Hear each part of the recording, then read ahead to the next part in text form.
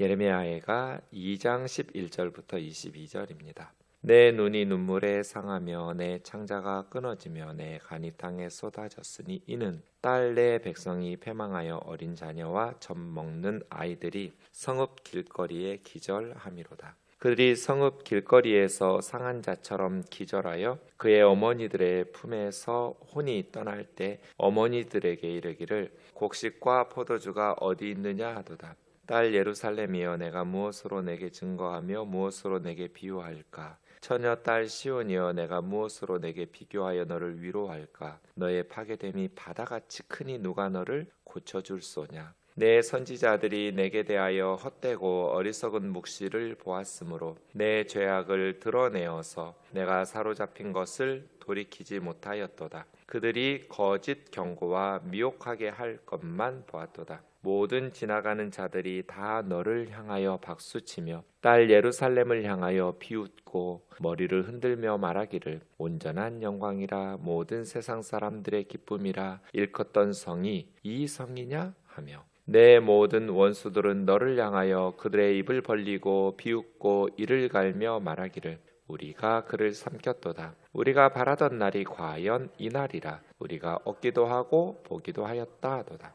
여호와께서 이미 정하신 일을 행하시고 옛날에 명령하신 말씀을 다 이루셨으며 긍휼히 여기지 아니하시고 무너뜨리사 원수가 너로 말미암아 즐거워하게 하며 내 대적들의 뿔로 높이 들리게 하셨도다. 그들의 마음이 주를 향하여 부르짖기를 딸 시온의 성벽아, 너는 밤낮으로 눈물을 강처럼 흘릴지어다. 스스로 쉬지 말고 내 눈동자를 쉬게 하지 말지어다. 초저녁에 일어나 부르짖을지어다. 내 마음을 주의 얼굴 앞에 물 쏟듯 할지어다. 각 길 어귀에서 주려 기진한 내 어린 자녀들의 생명을 위하여 주를 향하여 손을 들지어다 하였도다. 여호와여 보시옵소서, 주께서 누구에게 이같이 행하셨는지요?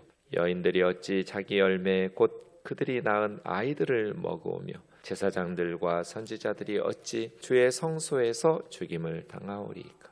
늙은이들과 젊은이가 다 길바닥에 엎드려져 싸우며 내 처녀들과 내 청년들이 칼에 쓰러졌나이다. 주께서 주의 진노의 날에 죽이시되 긍휼히 여기지 아니하시고 도륙하셨나이다. 주께서 내 두려운 일들을 사방에서 부르시기를 절기 때 무리를 부름같이 하셨나이다. 여호와께서 진노하시는 날에는 피하거나 남는 자가 없나이다. 내가 낳아 기르는 아이들을 내 원수가 다 멸하였나이다. 아멘. 구약 성경에는 메길로트라고 부르는데요, 5개의 두루마리 성경이 있습니다. 명절, 절기에 부르는 성경들인데요, 유월절, 오순절, 초막절, 그리고 불임절이 있었죠. 에스더 시대의 불임절. 그리고 예루살렘 성전이 불타면서 예루살렘이 함락당한 예루살렘의 파멸을 기억하는 절기가 있습니다. 6월절에는 아가서를 낭독합니다. 오순절에는 룻기를 낭독하고요. 초막절에는 전도서를 낭독합니다. 그리고 불임절 에스더서를 낭독하고요. 예루살렘 성전의 멸망을 기념하는 절기인 5월 9일인데요. 이때는 예레미야 애가 이렇게 5개의 메길롯이라는 성경을 이렇게 낭독하면서 말씀을 묵상하면서 절기를 보냅니다. 예루살렘 성전이 멸망한 것, 예루살렘의 함락을 슬퍼하면서 부르는 노래가 예레미야 애가인데, 예레미야 애가는 아크로바틱이라고 해서 알파벳시로 되어 있습니다. 히브리 알파벳이 22개인데 이 22개를 순서대로 하나씩, 그래서 예레미야 애가 보면 4장으로 되어 있는데요, 1장도 22절로 끝나고 2장도 22절로 끝나고 3장은 왜 66절로 끝날까요? 알파벳시인데 하나의 알파벳당 3절씩이에요. 그래서 첫 번째 알파벳으로 시작하는 그 알파벳하고 세 구절 3절씩, 그래서 66절이에요. 그 다음에 4장도 22절로 끝나요. 그러니까 알파벳이 4편이 예레미야 애가에 있다고 보면 되겠죠. 그래서 예레미야 애가가 4장으로 되어 있고 각 장마다 하나의 알파벳씩 이렇게 첫 단어를 그 알파벳 순서대로 부르고 있는데 3장만 한 알파벳당 3구절씩 되니까 66절 이렇게 생각하시면 되겠습니다. 이렇게 4개의 알파벳 22개씩 하면서, 그러면 무슨 뜻이냐면 두 가지 뜻이 있어요. 알파벳 C는. 어제 우리 시편 119편도 알파벳 C인데요. 아크로바틱이에요. 우선 암기하기가 쉬워요. 알파벳 순서대로. 그 첫 단어가 뭐지? 하면서 알렙, 벳, 김멜, 달렛 하면서 알렙으로 시작하는 단어는 뭐였지? 벳으로 시작하는 단어는 뭐였지? 이렇게 연상하면서 차례대로 하다 보면 암기하기가 쉽잖아요. 그래서 반드시 잊지 말라는 거예요. 알파벳 C는. 이 말씀을 잊어서는 안 된다. 그 다음에 알파벳 C는 처음부터 끝까지예요. 그냥 알렙부터 타우까지, 처음부터 우리로 하면 기역부터 히읗까지 완전히 파멸한 거예요.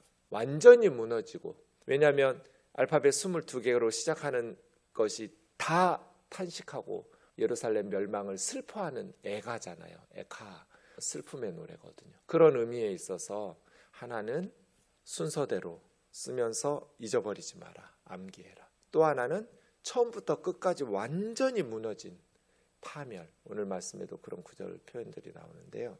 그렇게 완전히 무너지고 나면 왜 우리가 그럴 수 있잖아요. 어느 정도 가능성이 있으면 사람은 자기를 믿어요. 어느 정도 가능성이 남아있으면. 그런데 완전히 무너지고 가능성이 완전히 제로로 끝나면 이제는 자기를 신뢰할 수가 없어요. 그래서 하나님을 찾아요. 그러니까 지혜로운 그리스도인은, 지혜로운 하나님의 백성은 망하기 전에 말씀의 경고를 받고 회개하고 하나님 붙잡아요. 근데 어리석은 하나님의 백성은 완전히 망하고 나서야 세상의 방법이나 자기의 경험이나 자기의 자원을 의지하지 않고 하나님을 그때서 찾아요. 그래서 늘 지혜로운 사람은 말씀을 통해서 하나님께 돌아오고 하나님 붙잡고 살아가고, 어리석은 사람은 망하는 것을 다 경험하고 이제는 더 이상 세상이나 자신을 의지할 수 없다는 것을 깨닫고 하나님께 돌아와요. 우리 우면동 교우들은 제발 슬기로운 하나님의 백성이 되었으면 좋겠어요. 뭐가 좋다고 망하는 걸 경험해요? 지혜롭게 하나님 말씀 듣고 하나님 말씀의 경고하심을 따라서 회개하고 빨리빨리 하나님께로 돌아오고 하나님을 붙들어야죠. 그게 지혜롭고, 하나님이 우리가 고통받는 것, 이제 예레미야 예가를 묵상하다 보면 우리가 고통받는 것도 슬퍼요. 정말 비극이에요. 나라가 망한다라는 게 무엇인지 저희 세대는 경험해 보지 않았잖아요. 그런데 우리 부모님 세대는 나라가 망한다는 것, 전쟁의 고통이 얼마나 큰 슬픔이고 비극이라는 것을 경험해 보신 세대잖아요. 우리 부모님 세대들은. 그러니까 우리 세대에는 전쟁도 경험해 보지 않았고 나라가 망하는 것도 무엇인지 그냥 책으로만 보고 영상으로만 보았지 경험해 보지 않아서 모르는데, 나라가 망한다라는 것이 무엇인지 예레미야 애가를 보면 정말 비극적이에요. 그래서 절대로 잊지 마라. 그리고 완전히 무너졌으니 이제 남은 소망은 하나님밖에 없잖아요. 그래서 계속 질문들을 해요. 13절 같은 건데요. 누가 너를 고쳐줄 소냐? 누가 너를 위로할 수 있냐? 누가 너를 구원해 줄 수 있냐? 이런 질문들을 왜 하겠어요? 이제는 더 이상 예루살렘과 유다 백성들은 자기 자신들을 의지하거나, 뭔 돈이 있어야 애굽에라도, 나라 망하기 직전에 애굽에 군대 요청했잖아요. 예루살렘 성전에 헌금 보물 다 끄집어내고 왕궁의 보물들 가져다가, 애굽의 군대는 그냥 데려다 주나요? 보물을 갖다 바쳐야 애굽이 군사적인 원조를 하겠다고 오겠죠. 근데 이제 완전히 불타버리고 완전히 다 망했어요. 뭘 갖다 줄 것도 없고 예루살렘을 도와주겠다고 나서는, 바벨론에 맞서 싸워서 너희를 구원해 줄게, 이런 세력이 어디가 있어요? 그런 나라도 그런 사람들도 없어요. 완전히 무너졌어요. 그냥 알렙부터 타우까지 다 무너졌어요. 그러니 이제 방법은 하나밖에 없죠. 뭐예요? 하나님께로 돌아와야 돼요. 그래서 예레미야 예가는 단순히 슬픔과 탄식만을 노래하지 않아요. 새로운 희망과 소망을 노래해요. 왜냐하면 하나님이 계시기 때문이에요. 그건 우리에게도 메시지예요. 망하기 전에 하나님께로 돌아와라. 우리가 망하는 것도 슬프고 힘든 일이지만 자식을, 내 백성을 멸망시키셔야만 하는 하나님의 슬픔은, 망하는 자식, 매맞는 자식도 아프지만 회초리로 자식을, 가장 세상에서 소중하고 사랑하는 자식을 아프게 회초리로 때려야만 하는 부모의 심정도 더 갈기갈기 찢어지잖아요. 그 예레미야 예가예요. 우리는 예레미야 예가를 통해서 하나님의 고통, 하나님의 슬픔 느낄 수 있어요. 자, 2장 11절이니까 11번째 알파벳이겠죠? 11절. 카프라는 이 상한다라고 번역한 칼라라는 단어인데, 원래 이 칼라라는 단어는 끝난다는 뜻이에요. 그러니까 내 눈이 끝났다. 왜? 내 눈물로 인하여. 너무나 많은 눈물을 흘려서 눈이 가버렸다는 뜻이에요. 눈이 완전히 상해서 이제 눈으로서 기능을 할 수 없는 쓸모없는 눈이 돼버렸다. 11번째는 뭐였지? 카프라는 알파벳인데, 카프라는 알파벳으로는 어떤 단어가 쓰였지? 칼라. 칼라? 끝났다? 뭐가 끝났다는 거지? 눈이 끝났다. 아인, 칼라예요. 이런 식으로 암기하면서 노래를 불렀겠죠. 곡절을 붙여서. 눈이 끝났어요. 왜? 너무나 많은 눈물을 쏟아내서. 그냥 더 이상 이제 눈물이 나오지도 않을 만큼 너무나 많은 눈물을 흘려서 눈이 망가져 버렸어요. 소멸돼 버렸어요. 내 창자가 끊어지며, 창자라고 하기도 하고 옆에 내 간도 비슷한 단어인데요. 오장육부, 내장 그런 뜻이죠. 끊어지며, 끊어졌다고 하는 건 부글부글 끓어오르는, 막 속이 부글부글 끓어오르면서 간이 땅에 쏟아져 버렸어요. 너무나 큰 슬픔 때문에. 이는 딸 내 백성이 패망하여, 예루살렘과 유다 백성이 패망하여. 그 다음 아픈 게 11절. 전쟁으로 인해서, 나라가 멸망함으로 인해서 가장 슬픈 장면들이 많은데, 그 중에서도 이 시인이 목격했던 장면 중에 가장 슬픈 장면이 이 장면일 것 같아요. 어린 자녀와 젖먹이 아이들이 성읍 길거리에서 기절함이로다. 그들이 성읍 거리에서 상한 자처럼 기절하여 그 어머니들의 품에서 혼이 떠날 때 어머니들에게 이르기를 곡식과 포도주가 어디 있느냐 하도다. 그러니까 어린 아이들과 젖먹이 아이들이 엄마 품에서 죽어갈 때, 혼이 떠날 때 엄마에게 마지막까지 곡식과 포도주는 먹을 것과 마실 것이잖아요. 먹을 것과 마실 것이 어디 있느냐. 엄마 나 먹을 거, 엄마 나 마실 거, 엄마 나 빵, 밥, 엄마 나 물 이렇게 조르면서 죽어갔다는 거예요. 엄마한테. 이게 가장 슬픈 장면 아니에요. 성읍 길거리는 광장, 예루살렘에 사람들이 모이는 그 광장에 아이들이, 이게 지금 588년부터 586년까지 1년 6개월 동안 바벨론 군사들에 의해서 예루살렘이 에워싸였잖아요. 예루살렘은 높은 산 위에 있는 도시니까 밑에서부터 공격할 수가 없어서 바벨론 군대는 예루살렘 위로, 밖으로 토성을 쌓았어요. 그렇게 1년 6개월 동안. 그러니까 양식이 떨어져 버렸잖아요, 예루살렘에.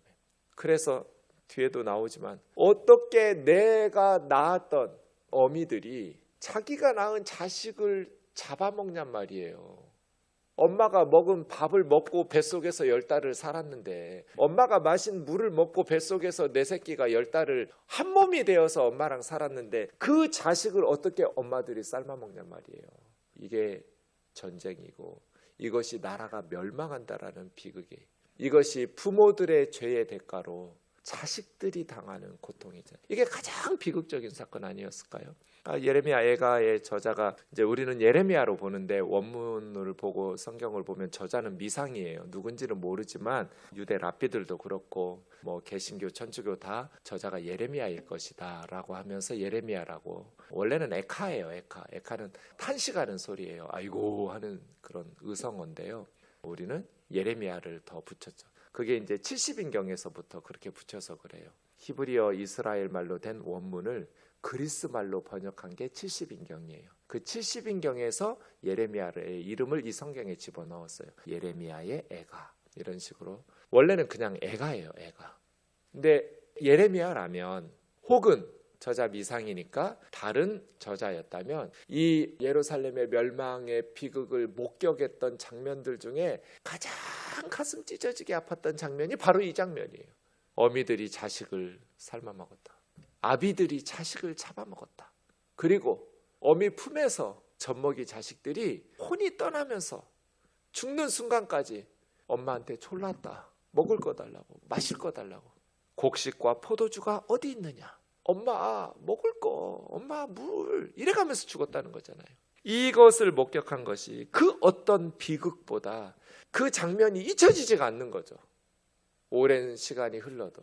이것을 지금 후세대들에게 가르치는 거잖아요. 애가로. 나라가 망한다라는 것이 얼마나 비극적인 줄 알아? 하나님의 심판을 받는다는 것이 얼마나 슬픈 일인 줄 알아? 12절은 라멧이라는 단어인데요. 그게 이제 그의 어머니들에게 13절 딸 예루살렘이여, 이건 이제 마라는 맴이라는 알파벳으로 무엇으로, 계속 13절은 무엇으로 증거하며 무엇으로 비유할까? 예루살렘처럼 뭐 나라 망한 나라 많죠. 바벨론에게 망한 나라도 많아요. 근데 예루살렘처럼 비극적으로 멸망한 나라가 없다는 거예요. 어떤 나라와도 비교할 수가 없다. 어떤 도시와도 비교할 수가 없다. 너의 파괴됨이 바다같이 크니. 바닷물이 어떻게 말라요?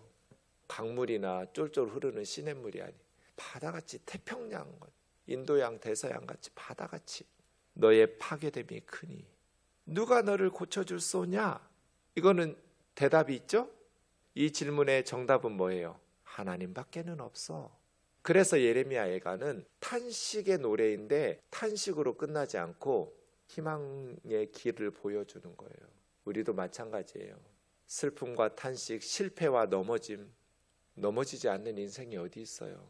실패하지 않는 인생이 어디 있어요? 하지만 누가 너를 고쳐줄 소냐? 누가 너를 위로할 수가 있을까?